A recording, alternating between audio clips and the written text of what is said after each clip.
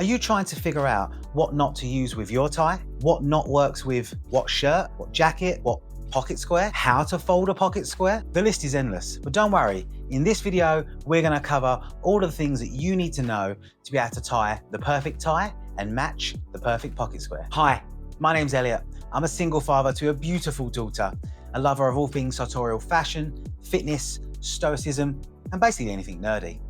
And can I just say thank you for joining me in this video today. If you could hit that subscribe button and that like button, I'd really appreciate it. Now, let's get back to talking about knots and pocket squares. If you've made it to this video, then I'm hoping you've come over from part 1, which is here. If you haven't watched it, I'd really appreciate if you go and watch that first, because it goes more in depth about the different types of ties and fabrics of pocket squares, etc. We're not going to cover that here. So let's get going on this video, because it's a very practical and pragmatic video. Now, before we get going, I just want to make sure to keep this is all fair, that I'm going to use the same tie with every shirt and every knot. And this is a beautiful tie from ota.com. You can get 10% off using code ElliotGiles10. I'll put it on the screen here. But this is what I would be considered a traditional tie. It's a traditional thickness, it's a traditional length, and it's very similar to the ties that you will probably have. There is something to be said about the type of material that you use and then the knots that you use with them. But this particular tie and the ties that Ota offer, I think work with every knot, and that's why I've chosen to use it in this video. Before we get into talking about the different types of knots on ties, the first thing I want to discuss is the collar spread of your shirt, because that is a somewhat important detail. So on the screen right now, I'm going to put some different types of collar spreads. Now, what I mean by collar spread is how close together these parts of your collar are, okay? Now, first of all, let's look at what would be probably the most relaxed type of collar you could wear, the Oxford button down. You can see here that the collars are quite close together. It has what we would describe a narrow spread, which means there's not a lot of room for the tie in the middle. Up next, we have what I would consider to be your average spread collar. This is a Charles Tyrwhitt shirt that has a off-the-rack kind of collar, had no say in the customization of it, and it's often referred to as a New Kent collar here in England. I don't know what you guys in the States call it, but this is a medium spread collar in my opinion. So if you buy a lot of off-the-rack shirts, that's the type of collar spread you're gonna get. And then let's have a look at this shirt, and it's a shirt I'm wearing in this video. It is my proper cloth shirt, and this has what's called a presidential spread. Now, the spread of this collar is not as far away as a cutaway. That's a very popular type of spread on a shirt. It's not as far as that, but it's pretty wide. So hopefully if I put all three pictures together now, you can see how the space between the collars is getting broader and broader, or wider and wider. And that is an important measure of what type of knot to wear with your shirt. With that being said, let's have a little look at some knots. I'm going to offer you 4 different ways to knot your tie. The first is the classic 4-in hand. It's the one that you used when you was at school. Up next, we're going to go slightly longer, and we're going to go with the Prince Albert.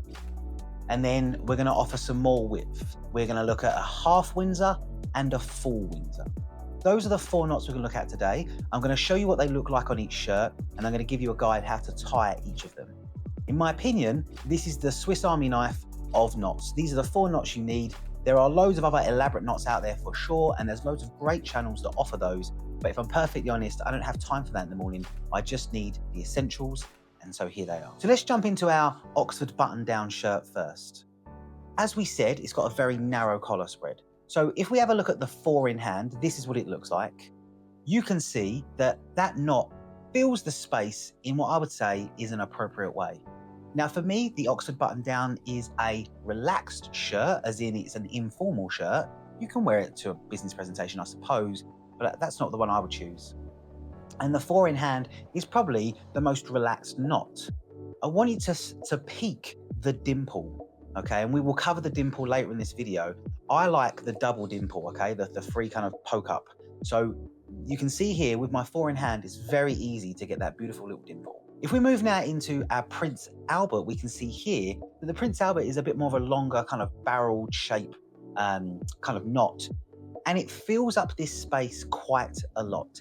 It's still okay, it's still appropriate, but it could be overwhelming depending on the thickness of your tie. And then lastly, let me show you a half Windsor. And I'm going to be really honest with you here and say, I don't think the half Windsor fits in this shirt style. It fills up that space far too much and you actually lose half of the knot underneath the actual collars itself. Now you can wear it, of course, but for me, that's a no-go. And I'm not going to show you a full Windsor because I don't think you should be wearing a full Windsor with those Oxford button downs because it just takes up too much of the neck. Let's have a look at our New Kent kind of collar and our regular spread collar.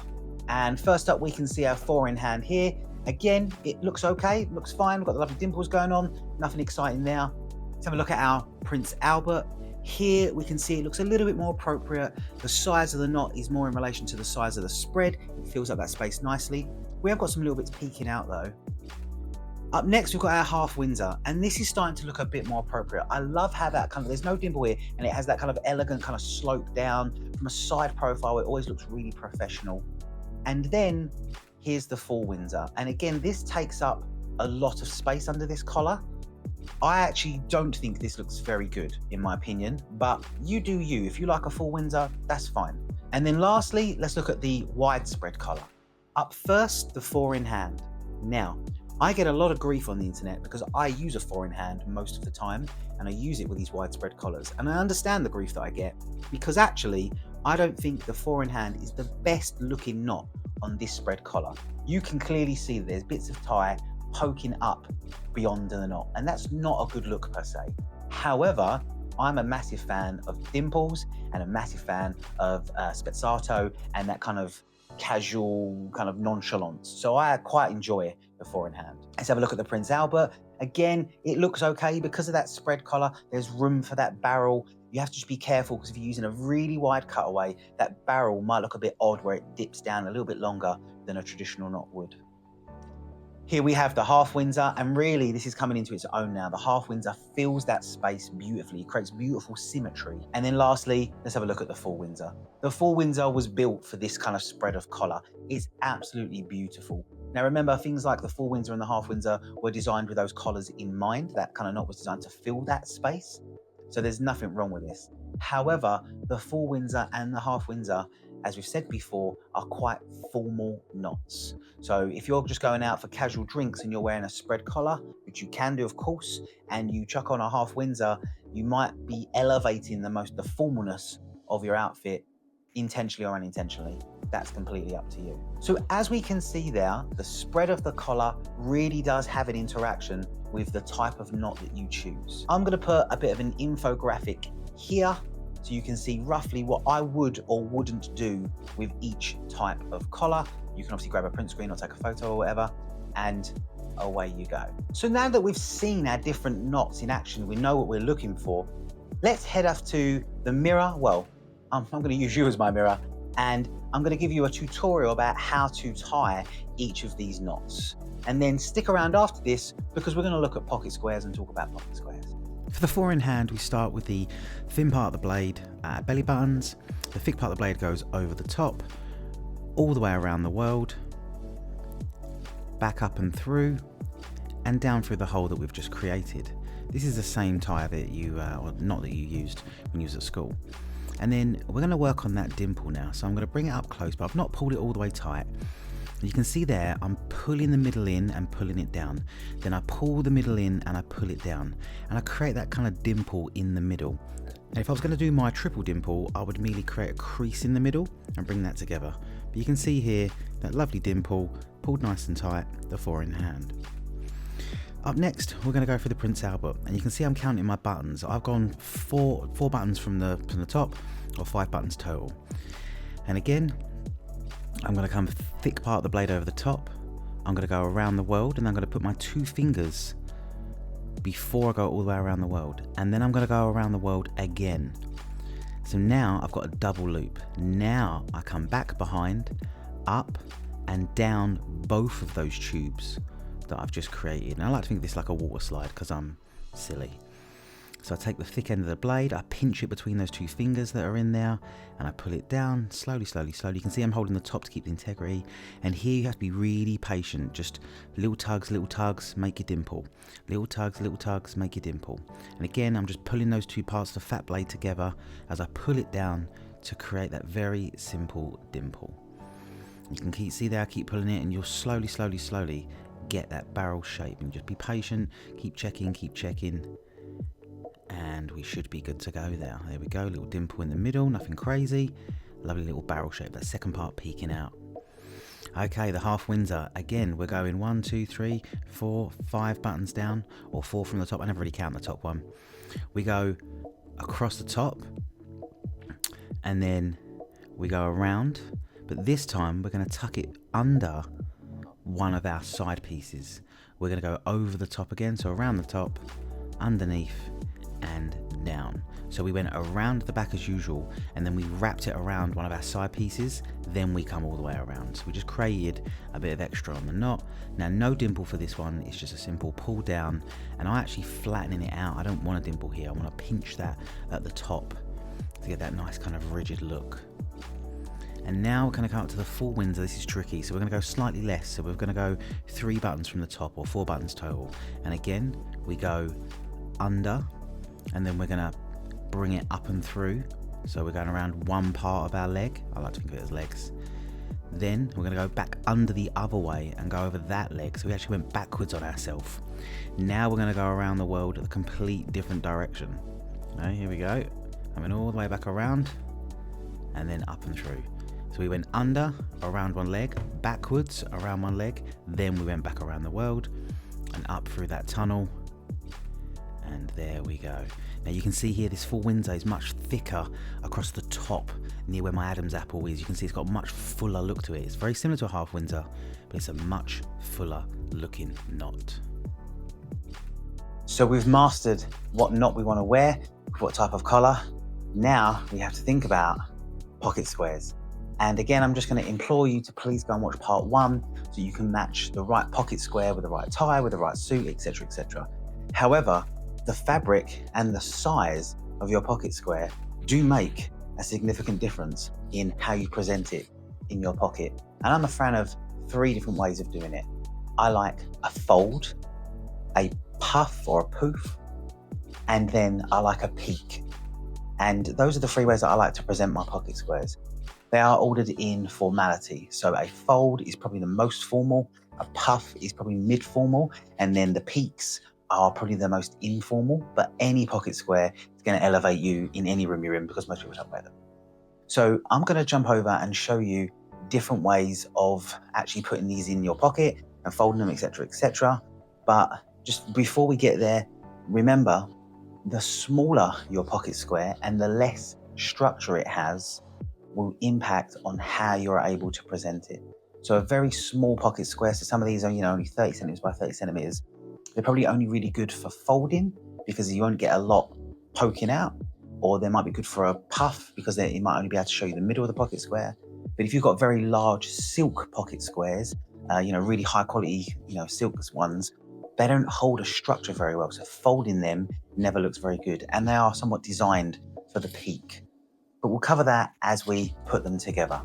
So we're going to start with a simple fold, and I've got my beautiful linen pocket square here, again, all spoken about in part 1. Now you can already see that this is well creased where I'm going to fold it. So I'm literally just going to turn it into thirds. So I bring one bit in, bring the other bit in, and then I fold it in half. Now I've got what I would consider to be the rough edge, and we don't want that bit. We want to turn it over so we get the smooth edge. And all we're going to do now is we're going to take our time and we're going to slowly poke it in, not causing any wrinkles, not causing any rumples. You can see I've spread my fingers there, trying to keep the integrity, and I keep just poking, double checking, poking, and I also make sure it's at the correct angle. Just make sure I've got enough coming out, cover it with my lapel. I've got a very wide lapel so it works. And there we go, that beautiful refined look. Now I'm going to have a look at a slightly different fold because we're going to look at a fold with a slightly bigger linen square. So this one's got a bit of an outline around the edge, that caramel outline, and you can see it's got a million folds in it where I've folded it a few different ways. And because this is different, I'm going to half it and half it again. Okay, then fold through the middle, and now I've got those beautiful edges with all the caramel sticking out. That's a really nice look. And this one's slightly tricky because it's a little bit less integrity because it's not the best linen. It's a bit of a linen cotton blend. You can see that I'm sort of fighting with it here to make sure that I've got all of the caramel sticking out that I want, but it doesn't look messy. And I just keep readjusting, pulling, readjusting, and then sliding it in, getting that lovely fold. So this is still formal, but it's slightly informal because it's got that kind of different colour on it. Cover it with my lapel, look at that peeking out. It's so interesting, just that little flash of colour. Okay, up next we've got, this is a wall pocket square from Ota, and it doesn't have a lot of integrity. I love the design of this, but if I just show you here, look, it's very floppy. If you put that in your pocket, it's just going to flop over, it's going to look silly. So instead, we're going to grab it from the middle, like we just did. So we're going to find the middle, we're going to pull it up, and then we're going to grab it at the bottom and tuck it in like that. And you can see I've created that kind of crevice, and all I do is spread it out, and it's got a little crevice in the middle, and it's just interesting enough that it peeks out, holds its form, and it's ready to go. Now, the beautiful silk pocket square. Look at the size of this one. It's huge. I think it's a 45 by 45 centimeters. Absolutely massive. Now, here's what I'm going to do. I'm going to find the center. So I hold it in my hand and I find the center crease and I pinch it there. And you can see I hold it up tight. I'm going to reverse my hand and I'm going to slide it to the very end, fold it in half, and the bottom bit's peeking just over the top of those peaks, and I slide that in. Now I've got 5 really interesting peaks, and I just make sure I've got enough hanging out where I want it, and I'm ready to go. Those are my favourite folds. Thank you so much for joining me in this video, and I appreciate if you managed to stay towards the end. If you could subscribe, that would be really handy for the channel, and I will hopefully catch you in the next one.